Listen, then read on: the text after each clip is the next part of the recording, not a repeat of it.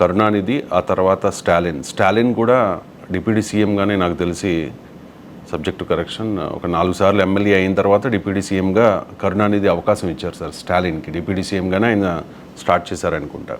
తర్వాత ఇప్పుడు డిఎంకే అధినేతగా ఉన్నారు, తమిళనాడు ముఖ్యమంత్రిగా ఉన్నారు.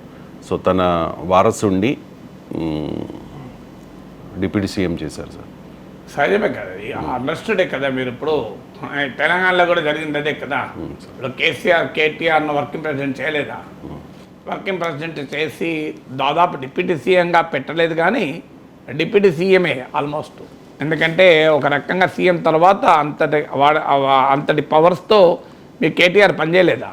అందువల్ల భారతదేశంలో ఇది కొత్త కాదు, తమిళనాడులో కొత్త కాదు, ఎక్కడా కొత్త కాదు. అంటే మీకు దేశం మొత్తం మీరు తీసుకోండి, కాశ్మీర్లో ముఫ్తీలు అబ్దుల్లాలు, 3వ తరం షేక్ అబ్దుల్లా, ఫరూక్ అబ్దుల్లా, మీకు ఉమర్ అబ్దుల్లా. మీకు పీడీపీలో ముఫ్తీ మహమ్మద్ సయీద్, మహబూబా ముఫ్తీ కూతురు కూడా రాజకీయాలకు వచ్చినట్టున్నారు. మీరు పంజాబ్లో బాదల్ల కుటుంబం, ప్రకాష్ సింగ్ బాదల్, ఆయన కొడుకు కోడలు రాజకీయాల్లో ఉన్నారు. మీరు హర్యానాలో దేవీలాల్ మునిమనుమడు మీకు దుష్యంత్ చౌతాలా, జననాయక జనతా పార్టీ నాయకుడు దుష్యంత్ చౌతాలా దేవీలాల్ మునిమనుమడు. ఉత్తరప్రదేశ్లో ములాయం సింగ్ యాదవ్ కొడుకు అఖిలేష్ యాదవ్. మీకు బీహార్లో లాలూ ప్రసాద్ యాదవ్ కొడుకు తేజస్వి యాదవ్. మీకు మహారాష్ట్రలో బాలాసాహెబ్ ఠాక్రే, ఆయన కొడుకు ఉద్ధవ్ ఠాక్రే, ఆయన మనమడు ఆదిత్య ఠాక్రే 3వ తరం. ఒరిస్సాలో బిజు పట్నాయక్ కొడుకు నవీన్ పట్నాయక్. మీకు ఆంధ్రప్రదేశ్లో వైఎస్ రాజశేఖర రెడ్డి కొడుకు జగన్మోహన్ రెడ్డి. ఎన్టీ రామారావు అల్లుడు చంద్రబాబు నాయుడు కొడుకు నారా లోకేష్. ఎన్టీ రామారావు మనమడు, ఇక్కడ కూడా 3వ తరం. మీకు అలాగే మీరు ఇలా లిస్ట్ అంతా తీయండి, మీకు ఎక్కడైనా ఇదే కదా రాజకీయం. సో మీరు ఇప్పుడు నేను ఇన్ని రాష్ట్రాలు చెప్పాను, మీకు ఎక్కడైనా తేడా ఉందా?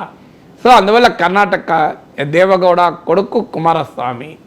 సో ఆయన కొడుకులు కూడా ఉన్నారు, ఇంకా మనమడు కూడా వచ్చాడు, కానీ మనమడు ఈ మధ్య పిచ్చి పిచ్చి పనులు చేసి జైల్లోకి వెళ్ళాడు. సో అందువల్ల ఆడ కూడా 3వ తరం రాజకీయాల్లోకి ఎంటర్ అయింది. పార్లమెంట్ సభ్యుడిగా కూడా అయ్యి పరిమాణ పనులు చేసి జైలుకి వెళ్ళాడు. సో అందువల్ల ఇలా దేశమంతటా ఈ ధోరణి ఉంది. ఎందుకుంది?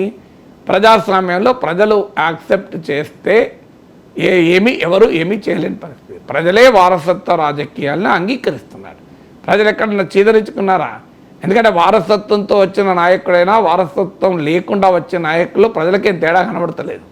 సో ఎవరైతే ఏరా అయితే తలకాబల కొట్టుకోవడానికి అనే దశకెత్తున్నారు, వాళ్ళందరినీ అప్రూవ్ చేస్తున్నారు. సో అందువల్ల ఇక ప్రాబ్లం ఎక్కడ వస్తుంది? అల్టిమేట్గా ఎవరైనా వారసత్వమైన ప్రజల పరీక్షకు నిలబడే నెగ్గాలి. ఇప్పుడు మీకు ఎంజి రామచంద్రన్ చనిపోయినప్పుడు ఆయన సతీమణి జానకి రామచంద్రన్ రాజకీయాల్లో దిగాడు, కానీ ప్రజలు జానకి రామచంద్రన్ అంగీకరించలేదు. మీకు ప్రజలు జయలలితను అంగీకరించారు. మీకు తెలుగుదేశంలో కూడా ఎన్టీ రామారావు కొడుకు హరికృష్ణ, ఎన్టీ రామారావు కూతురు పురంధేశ్వరి, ఎన్టీ రామారావు మరో అల్లుడు దగ్గుపాటి వెంకటేశ్వర, వీళ్ళందరూ కూడా రాజకీయాల్లో ఉన్నారు. మీరు హరికృష్ణ కూడా మధ్యలో నాకు గుర్తున్నంత వరకు ఆయన పార్టీ కూడా పెట్టాడు తెలుగుదేశం బయటకు వచ్చి, కానీ ప్రజలు యాక్సెప్ట్ చేయలేదు. అన్న టీడీపీ పెట్టారు, తర్వాత ఎన్టీఆర్ టీడీపీ, ఆయన సతీమణి లక్ష్మీపార్వతి పెట్టారు. వీటిని ఎవరు ప్రజలు అంగీకరించలేదు. ప్రజలు చంద్రబాబు నాయుడు నాయకత్వంలో ఉన్న పార్టీయే నిజమైన తెలుగుదేశం ప్రజలు అంగీకరించారు. ప్రజలు ఇచ్చిన తీర్పు కదా. మీరు ఆయన చంద్రబాబు నాయుడు మీద వెన్నుపోటు అలాంటి విమర్శలు నరేంద్ర మోడీ నుంచి మొదలుకొని ప్రతి ఒక్కరూ చేయొచ్చు, కానీ ఎవరు చేసిన రియాలిటీ ఏంటి? ప్రజలైతే లక్ష్మీపార్వతిని, నందమూరి హరికృష్ణను, పురంధేశ్వరిని, దగ్గుపాటి వెంకటేశ్వరరావును వీళ్ళెవరూ కాకుండా చంద్రబాబు నాయుడు నాయకత్వంలో తెలుగుదేశమే ఎన్టీ రామారావు స్థాపించిన తెలుగుదేశంగా తీర్పు చెప్పారు కదా, మిగిలిన వాళ్ళు మిగలలేదు కదా. సో అందువల్ల అల్టిమేట్గా మీకు ఇలా వారసత్వం కొరకు పోరాటం జరిగినా నిలబడగలిగే వాళ్ళు ప్రజలు నిలబెట్టిన వాళ్ళే నిలబడ్డారు. మీకు తమిళనాడులో కూడా అలగిరి మీకు స్టాలిన్తో పోటీ పెట్టాడు, మధ్యలో బీజేపీలో కూడా చేరినట్టున్నాడు. అక్కడ బీహార్లో తేజస్వి యాదవ్ సోదరుడు, ఉత్తరప్రదేశ్లో ములాయం సింగ్ యాదవ్ తమ్ముడు శివపాల్ యాదవ్. అసలు రాహుల్ గాంధీ, ఇందిరాగాంధీకి ఒక కొడుకు రాజీవ్ గాంధీ, ఆ కొడుకు సంతానం రాహుల్ గాంధీ, ఇంకో కొడుకు సంజయ్ గాంధీ, ఆ కొడుకు సంతానం కూడా ఉంది వరుణ్ ఫిరోజ్ గాంధీ.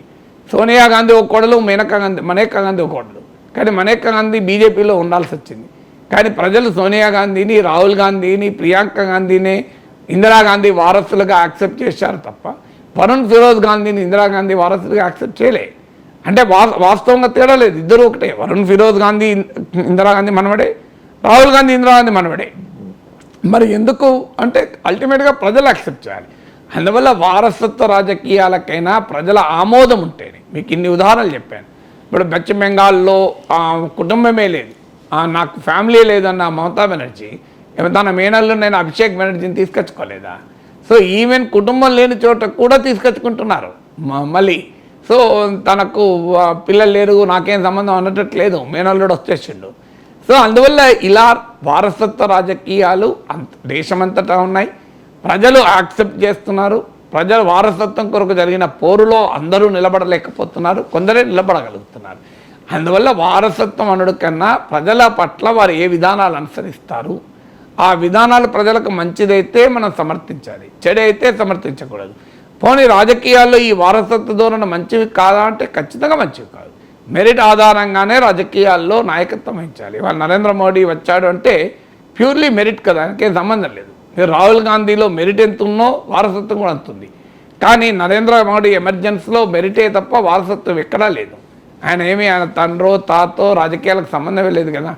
మరి ఆ రకంగా ఉంది కనుకనే భారతీయ జనతా పార్టీ ఇన్ని విజయాలు సాధించగలిగింది.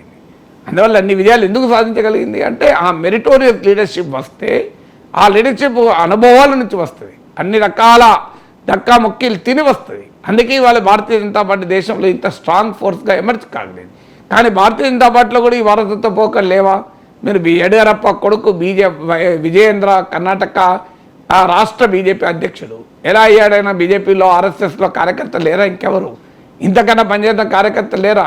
ఇంతకన్నా మెరిట్ ఉన్న కార్యకర్తలు లేరా? కానీ ఎందుకు యడియూరప్పకు లింగాయత్ ఓట్ బేస్ ఉంది, ఆయన కొడుకు అయితేనే ఆ ఓట్ బేస్ బీజేపీకి ఉంటుంది. అందువల్ల బీజేపీ కూడా వారసత్వ రాజకీయాలు అంగీకరించడం. సో ఇలా వారసత్వ రాజకీయాలని ప్రజలు అంగీకరిస్తున్నంత కాలం భారతీయ జనతా పార్టీ లాంటి పార్టీ కూడా ఎక్కడో ఒక చోట ఈ వారసత్వ పోకడలకు గురి కావాల్సి వచ్చింది.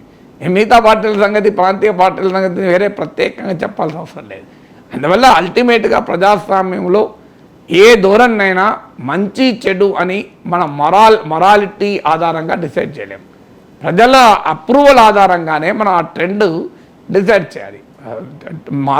వారసత్వ రాజకీయాలు మంచివి కావు, కానీ ప్రజలు ఆమోదిస్తున్నంత కాలం ఎవరము ఏమి చేయలేం కదా ప్రజాస్వామ్యంలో.